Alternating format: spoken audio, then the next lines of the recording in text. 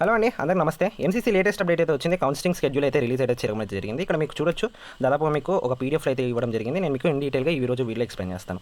ఇక్కడ మీరు చూడండి, షెడ్యూల్ ఫర్ అడ్మిషన్. ఇక్కడ మనకు ఆల్ ఇండియా కోటా కౌన్సిలింగ్ ఉంది, అలాగే స్టేట్ కౌన్సిలింగ్ కూడా ఉంది.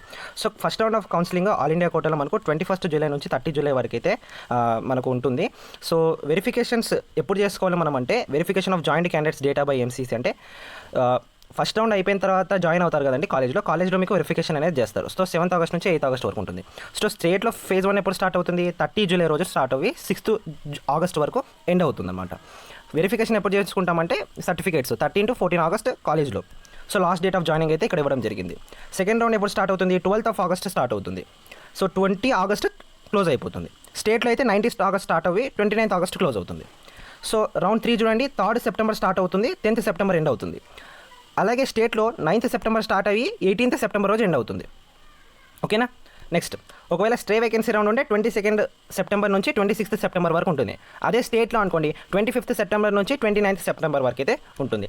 సో మనకు కమెన్స్మెంట్ ఆఫ్ అకాడమిక్ సెషన్స్ వచ్చేసి 1 సెప్టెంబర్ 2025 నుంచి మీకు క్లాసులు స్టార్ట్ అవుతాయి. సో ఇదైతే ఇచ్చారు. సో కౌన్సిలింగ్ రిలేటెడ్ అప్డేట్స్ మన channel day to day post చేశాను. Thank you. ఇది వచ్చేసి అప్డేట్ అనమాట, latest update. Thank you for watching.